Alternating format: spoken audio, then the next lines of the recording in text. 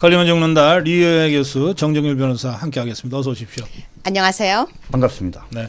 어제 아트TV 방송 잘 하셨어요? 네, 박사님 방송 거의 재방송처럼 방송을 했는데요. 예. 말씀하시는 거 멘트 하나하나 다 따서 근데 저 대놓고 얘기했어요. 고성국 박사님 방송하신 거 따라 하겠다고. 그건 인용이지 따라하는 게 아니고. 감사합니다. 그래서 했는데 많은 분들이 또 서운해하시고 분노하시고 속상해하시길래 제가 박사님 흉내 조금 냈습니다. 그냥 얘기하실 거 있으면 여기서 다 하시고요. 다 푸시고요. 죄송합니다. 그래도 우리 힘내야 합니다. 그리고 우리 바로 선거 준비해야 합니다. 하니까 사람들이 막 서운하다는 거예요. 선거 준비한다고 얘기했다고. 그래서 맞습니다. 근데 부모 상을 당해도 장례식 준비는 해야 되고요. 장례식이 끝나면 무엇을 해야 되는지도 준비해야 되고요. 그것이 바로 우리가 해야 될 일들입니다라고 이야기를 했는데 사람들이 또 그걸 또 알아주시더라고요. 그래서 박사님 덕분에 저도 방송 잘 했습니다. 예. 댓글창에는 뭐 오늘 자유파 유튜브들이 방송하는 곳이 거의 없다고 하는 댓글도 올라와 있는데 다들 좀 힘든 상황입니다. 자유파 유튜브들도 사람이에요. 그래서 충격을 받아도 더 크게 받았을 수가 있고 정말 혼신의 힘을 다해서 투쟁해 왔기 때문에 우리 이 자유파 유튜브 동지들한테 잠깐이라도 좀 편하게 쉴 수 있는 그런 시간도 드리는 것이 좋겠고 특히 이렇게 힘들 때 여러분들의 한마디가 정말 다시 일어날 수 있는 힘이 되거든요. 제가 이거 그냥 빈말이 아닙니다. 고성국 TV 구독 취소하셔도 돼요. 후원 끊으셔도 돼요. 그런데 다른 자유파 유튜브들한테는 그렇게 하지 마세요. 한 분이라도 더 구독해 주시고 그리고 정말 없는 마음 내셔서라도 후원 한번 더 해주시고 이렇게 해서 다시 이렇게 세워주셔야 돼요. 여러분들 믿고 자유파 유튜브 활동하는 거거든요. 네, 제가 다시 한번 부탁드릴게요. 어제 아토TV도 한 3,000명이 빠졌어요. 근데 빠지는 게 눈에 보이는데 저도 사람이다 보니까 마음이 너무 아픈 거예요. 빠져나가는 게 눈에 보이는데요. 진짜 이렇게 마음이 아픈 거예요. 그런데 하고 잡고 싶은 마음인 거예요. 사실 제가 울고 싶었어요. 왜요? 어딜 가요? 어딜 가요? 여기 계셔야 돼요. 가시면 안 돼요. 라고 얘기하고 싶은데 참 그냥 아토TV도 구독 좀 눌러주세요. 진짜 속상했었어요. 저도. 예. 예, 저희 고성국 TV 구독 취소하신 분들은 대신 아토TV라도 좀 구독해 주십시오. 고성국 TV도 나가시면 안 됩니다. 그 박사님 방송 뒤에 빠지는 것도 제가 보면서요. 안 되는데 1만 명이 빠진 거예요. 아토TV는 숫자가 빠지는 게 단위가 1,000단인데 고성국 TV는 10,000단인 거예요. 그래서 제가 134만이었거든요. 123만이 124만이었거든요. 근데 갑자기 많이 쑥 빠진 거예요. 저 다 보면서 속상해가지고요.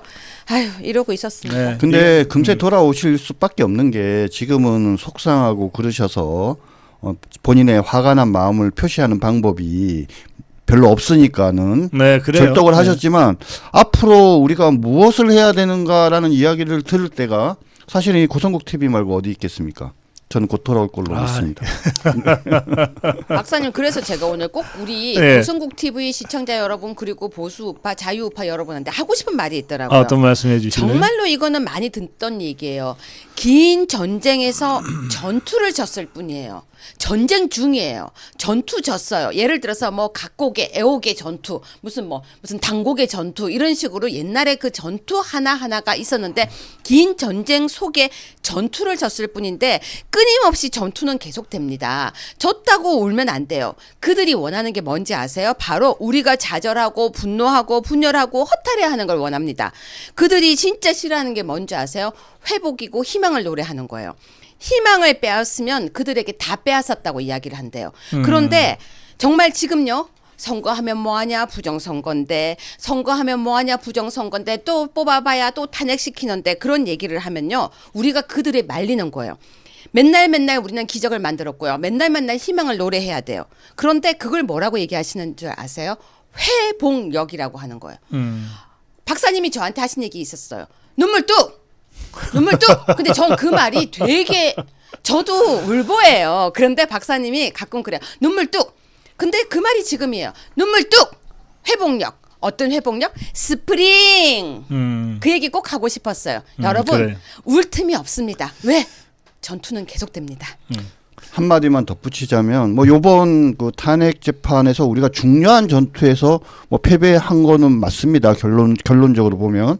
그런데 결정적인 대전투가 남아 있지 않습니까? 60일 이후에 있을 대선입니다. 방금 유채구가 이야기한 것처럼 중요한 이 전투 하나를 지긴 했지만 결정적 전투에서 이길 수 있는 역량을 확보했고 또 우리가 우군이 어디에 있는지 어떤 역량을 갖췄는지 잘 파악하고 있다고 생각을 합니다.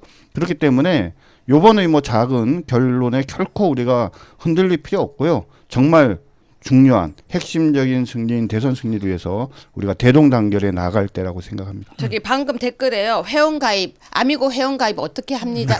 라고 있었어요. 빨리 번호 좀 주세요. 고성범 본부장님 번호. 예, 우리 고성범 본부장한테 전화하시면 됩니다. 네. 아주 유명한 일화죠. 초한전. 네. 그러니까 유방과 항우가 싸울 때. 네. 이제 막바지에 이제 항우가 몰렸어요. 네. 그거를 이제 유방 군대가 쭉 포위를 하잖아요. 네. 네. 근데 이 포위해서 이제 마지막 한 명까지 다 죽이려고 싸움하면 저쪽에 100명 죽일 때 유방 군대도 한 20-30명은 죽을 거 아니에요. 네, 네.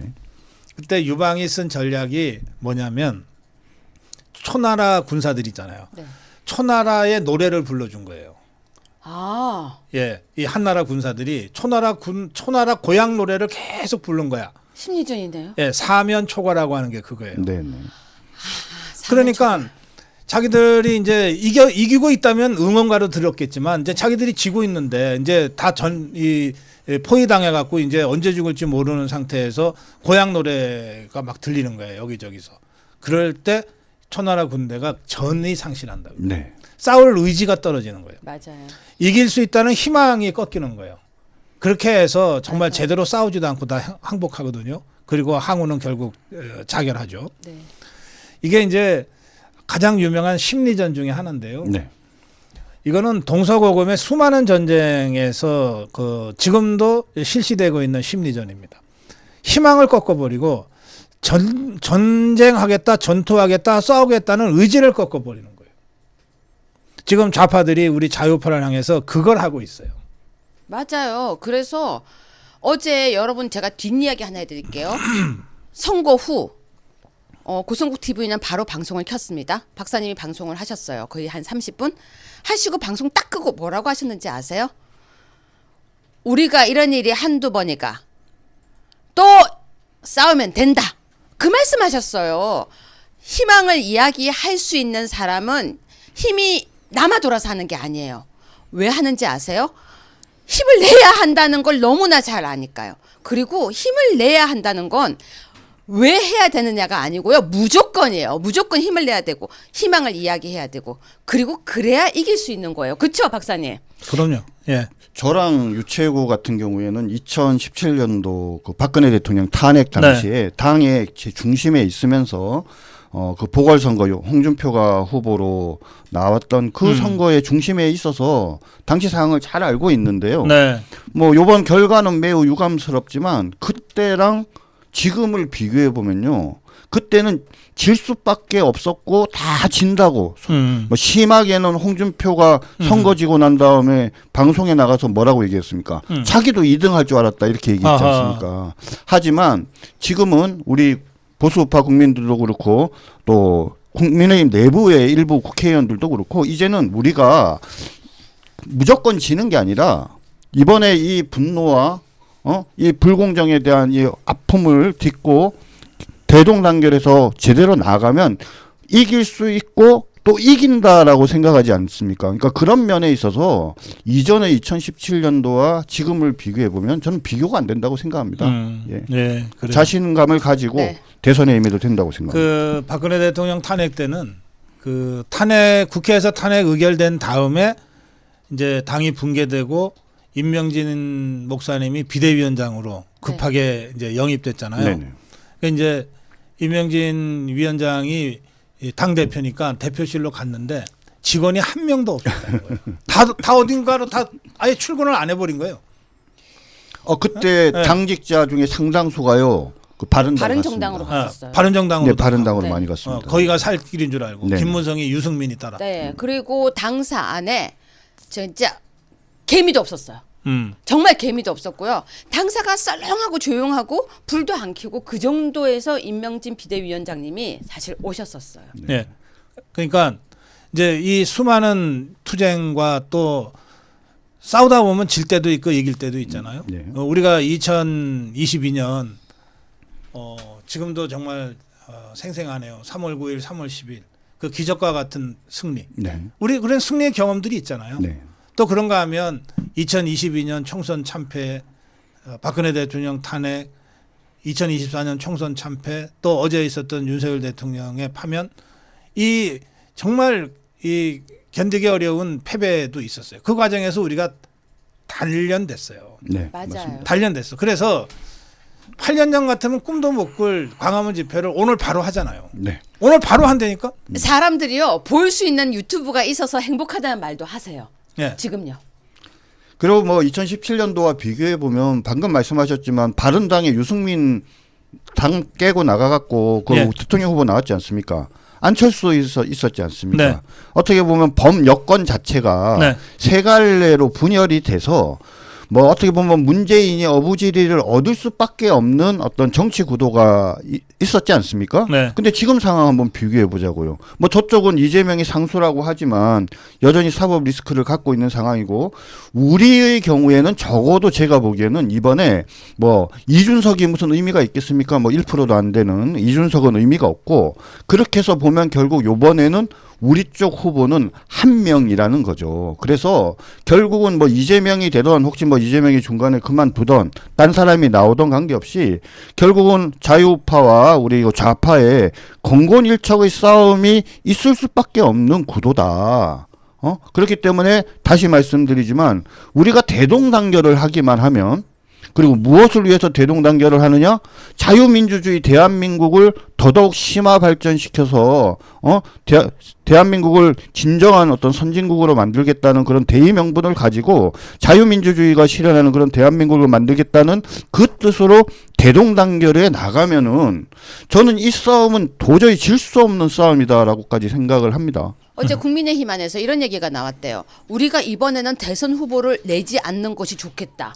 그러니까 여러분 제가 진짜 독하게 한번 얘기할까요? 그자가 범인이에요. 그자가 범인. 아니 대선 후보를 내지 않겠다. 혼자서 십선비 같은 이야기 하고 있어요. 완전히 말도 안 되는 얘기예요. 자기가 무슨 선비입니까? 우리는 이번에 잘못했으니까. 아니 자기 배지부터 떼라고 해요. 자기 배지부터. 배지 떼고 엎드려가지고 그거 국회의원 안 하겠습니다. 이야기하면서 그 말 하면 인정이 나죠. 두 번째, 어제 바로 자신은 후보를 하기 위해서 자기 시장직을 사퇴한 사람도 있어요. 정말 신속 정확하게 빠르게 해야 될 건 뭔지 아세요?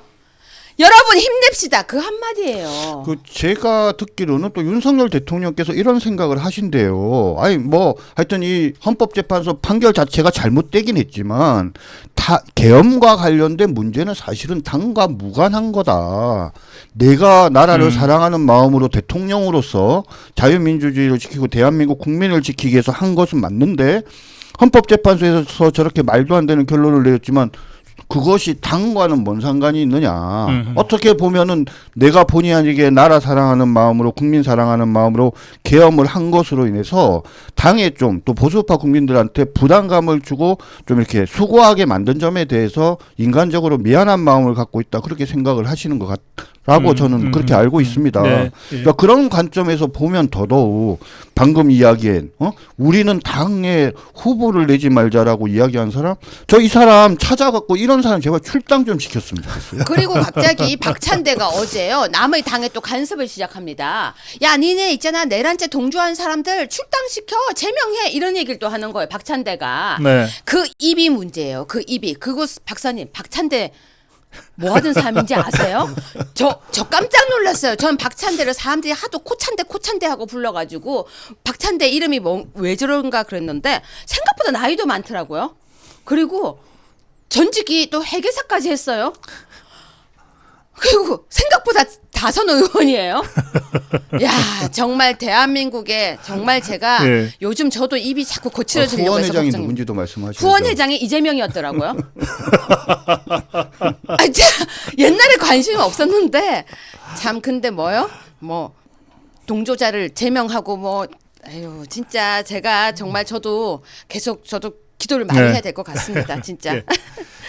그 이재명이 2심 무죄 후에 파기 재판 얘기가 나왔고 또 우리 자유파 진영에서는 파기 재판이라도 해서 빨리 그 이재명 선거법 피선거권 박탈해야 된다고 했는데 제가 오늘 아침 이 논평 준비하면서 아 이거 위험하다. 지금 사법부를 어떻게 믿냐? 저 대법원인들 우리가 믿을 수 있냐? 저것들이 대선 한판 진행 주는데 갑자기 파기 재판한다 그래가지고 진짜 무죄 확정해버리면 그것 때문에 이재명이가 또 날개를 달게 될 건데 차라리 사법부 저 이제 선거 시작됐으니까 뒤로 물러서 있어. 너네 끼어들지 마 이제. 이제 정치야. 이렇게 해야 되는 거 아니냐. 그리고 네. 우리 국민들이 일어서서 대선 승리를 해놓고 그리고 난 다음에 자 이게 이제 민심이잖아. 제대로 선거해라고 해야 되는 것 아니냐 그런 생각을 제가 하게 됐어요. 예, 정진글 변호사. 네, 뭐 사실은 일리가 있는 분석이라고 생각합니다. 왜냐하면 이제 좀 분위기가 뭐 헌법재판소나 대법원이 이런 정치적 분위기에 휩쓸리면 안 되고 오로지 증거와 법리로서 판단해야 되는데 영향을 받고 있다라고 이제 대다수 국민들이 생각하고 있지 않습니까? 네. 말씀하신 것처럼 파기 재판 가능합니다. 보통 관행적으로는 거의 안 하는데 가능한데 만약에 파기 재판하면서 지금 말씀하신 그런 결론을 내린다고 하면 네. 그건 뭐 이재명 당선증을 대법원에서 주는 거와 같은 효과가 있을 수 있다라고 생각을 합니다. 그런 측면에서 이제는 우리가 이 헌법재판소 판결이 나기 전에는 파기 재판, 신속한 파기 재판을 요구했지만 지금 이 시점에서는 저희가 적극적으로 파기 재판을 요구하지 않는 것이 오히려 바람직할 수도 있을 것 같습니다. 그럴 수도 있네요. 근데 이재명 별명 아세요? 박스 재명. 박스? 예. 그건 뭐예요? 지지율이 박스에 꽉 갇혀 있대요. 그래서 오히려 더 편할 수도 있다라는 분석도 있습니다. 아니 별명이 전 박카스인 줄 알았는데요. 박스 제명이라고 부른다고 합니다. 그래서 지지율이 꽉 잡혀 있는데요. 지금 우리가 이때까지 그럼 파기환송이 내려오냐? 아니면은 지금 파기 재판이 내려오냐? 이렇게 얘기하는데 그쪽에서는요. 파기 재판 될 리가 없다라고 믿는데요. 파기 재판이 이때까지도 있었어요. 그러니까 단어가 있죠. 그런데 제명이 재판이 사실 되게 많아요. 지금 되게 줄줄이 있습니다. 네. 그래서 저는 그렇게 생각합니다. 이제 뭐 사법부니 헌재니 이런 데 들리지 말고요. 귀가 솔깃솔깃하지 말고요. 우리 얼마나 정영식 그리고 누구였죠? 그 김복형. 김복형. 네. 아니 여러분 또 막 갑자기 복형이가 나라를 구한다. 이렇게 했잖아요. 근데 그게 관심 끊지 말고요. 우리 후보를 누구를 해서 어떻게 해서 우리 방식으로 이기는 걸 해야 된다고 저도 박사님 의견에 1000표 던지겠습니다. 알겠습니다. 자, 예, 오늘 오후 1시 광화문 광장에서 국민대회가 열립니다. 이런 충격적인 대통령 파면 소식을 들은 바로 다음 날 수십만 수백만의 자유파 국민들이 다시 광화문에 모인다라고 하는 그 사실 자체가 이 대한민국 국민들에게 그리고 저 종북 주사파들에게 그리고 수많은 이 기회주의자들 이 어떻게 될지 모르겠다 하고서 눈치 보고 있는 자들에게 주는 메시지가 큽니다. 그러니까 저는 오늘 광화문 집회 자체로 그 의미가 매우 크고 아예 우리가 안 할 것이었으면 모르겠는데 이미 1시 광화문 집회가 예고가 돼 있는 상태에서는 지금까지 어떤 집회보다도 더 많이 모여야 그 집회의 효과가 있다. 예, 그런 생각을 합니다. 예, 두 분하고 이제 마무리 말씀을 해야 되겠습니다. 광화문 나갈 준비를 해야 되니까. 조금 전에 그 우리 동자승님이 그래도 슬픕니다. 아까 우리 슬퍼하지 말자 눈물뚝 그 말씀하실 때 그래도 슬픕니다 하면서 이 빗속에서 그래도 슬픕니다. 고성국 TV 텐트 찾아오실 분들을 위한 이 믹스 커피 준비하고 있습니다. 이렇게 댓글을 올리셨어요. 그러니까 안 슬프다 그러면 이건 거짓말이죠. 마음이 안 아프다 그러면 거짓말이죠. 그러나 그걸 딛고 하는 겁니다. 그걸 딛고 광화문 텐트를 지키겠다는 것이고 그걸 딛고 광화문에 모이는 것이거든요. 그래서 저는 아까도 말씀드린 대로 오늘 광화문에 나갑니다. 1시부터 광화문 고성국 TV 텐트에서 여러분들 만나서 인사드리고 할 건데 가급적이면 좀 밝은 얼굴로 만나려고 합니다. 예. 대선 승리의 희망을 가지고 여러분들을 만나겠습니다. 자, 두 분 한 말씀씩 듣겠습니다. 네, 여러분 울고 싶을 때 웃을 수 있는 것이 무엇인지 아세요? 그게 바로 내공입니다. 2017년도 처절하게 한번 당했습니다. 한 번 당했는데요. 두 번째 당했어요. 당한 우리가 바보예요. 그런데 여기에 좋은 점이 하나 있었습니다. 한번 겪어봤더니요. 이제 어떻게 일어나는지를 아는 거예요. 해가 뜨기 전 여명, 어두움은 진짜 캄캄합니다. 근데 여러분 그거 아세요? 캄캄해야 별이 빛나요. 빛난 별을 보려면 캄캄한 밤이 있어야지만 견딜 수 있습니다. 그리고 더 중요한 게 있습니다. 하늘은 시련을 준 뒤에 그 시련을 견뎠을 때 마지막에 바로 좋은 것을 준다고 합니다. 울고 싶다고 해서 울면요. 그건 바보. 힘내세요. 예, 정진길 변호사. 이승만 대통령께서 1945년 10월 17일 날 해방된 대한민국에 돌아와서 5만의 군중 앞에서 대동단결을 강조하면서 이렇게 말씀하셨습니다. 뭉치면 살고 흩어지면 죽는다라고 말씀을 하셨습니다. 그리고요, 이순신 장군께서 1597년도에 당시에 그 왜군에게 칠전량 전투에서 대패를 한 다음에 다시 복귀한 이순신 장군께서 병사들을 독려하면서 단생산사, 그죠? 뭉치면 살고 흩어지면 죽는다라는 이야기를 하셨습니다. 지금 이 시점에서 아까 유채고가 얘기했지만 좌파들이 가장 노리는 것은 무엇이냐? 어제의 뜻밖의 결론에 우리 보수우파 국민들이 실망하고 좌절하고 그러면서 희망을 잃고, 그래서 이번 대선은 어차피 좌파가 이길 수밖에 없는 선거라고 자포자기하기를 바라지만, 그죠? 이순신 장군도 말씀하셨고 이승만 대통령도 말씀하셨습니다. 그리고 우리 고성국 박사님도 말씀하셨습니다. 우리가 지금 할 일은 대동단결하는 마음으로 대한민국의 진정한 자유민주주의를 지키기 위해서 뭉치면 살고 흩어지면 죽는다라는 이 너무나도 명확한 이 진리를 가슴에 품고 함께 나아가면 제가 자신 있게 말씀드립니다. 이번 대선 우리 보수우파가 반드시 이깁니다. 희망을 가지십시오. 네, 두 분 고맙습니다.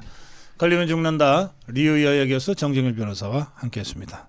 저도 마무리 한 말씀 드리고 토요일 아침 방송 끝내겠습니다. 제가 며칠 전에 들은 얘기인데요. 어제부터 시작된 것 같아요. 좌파들의 심리전이 시작된 것 같아요. 이제 좌파는 특히 개딸들은 완전히 대선 체제로 바로 전환이 됐습니다. 진작부터 준비해 왔기 때문에 그 중에서 이 심리전을 SNS 상에서 전개하는 그 강력한 그 부대들이 있는 것 같아요. 이 부대들은 이재명 개딸 부대만 있는 게 아니고 뭐 김정은이 밑에 있는 부대도 있을 거고 시진핑이 밑에 있는 부대도 있을 건데요. 이 자들이 지금 노리는 것은 두 가지입니다. 하나는 우리 자유파 국민들의 투쟁 의지를 꺾고 희망을 꺾는 거예요. 그래서 뭐 하면 뭐 하냐 이런 댓글들을 SNS에다가 막 계속 막 떡칠을 하고 있습니다. 아마 저희 고성국 TV 댓글창에도 그런 식의 공작이 많이 들어와 있을 거예요. 그다음에 또 하나는 자유파 분열을 끊임없이 유발시키는 이런 것들입니다. 이를테면 국민의힘 안에서도 뭐 이런 파 저런 파 뭐 누구 또 우리 자유파 진영 안에서도 뭐 광화문 세력과 세이브 세력이 어쩌고 저쩌고 뭐 이런 식으로요.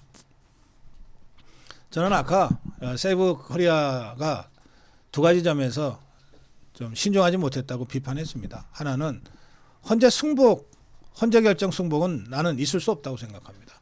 저는 승복 못합니다. 그 점에서 제가 전환길과 생각이 달라요. 세이브와 생각이 다릅니다. 두 번째는 아니 여의도 집회를 왜 취소하냐고요. 해야지. 더 강하게 해야지.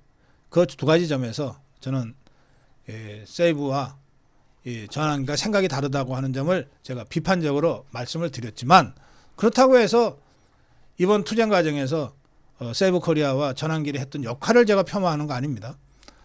또 앞으로 있을 60일간의 대선 투쟁 속에서 세이브 코리아와 전환길 같은 사람들이 역할하면 안 된다고 얘기하는 것도 아니에요.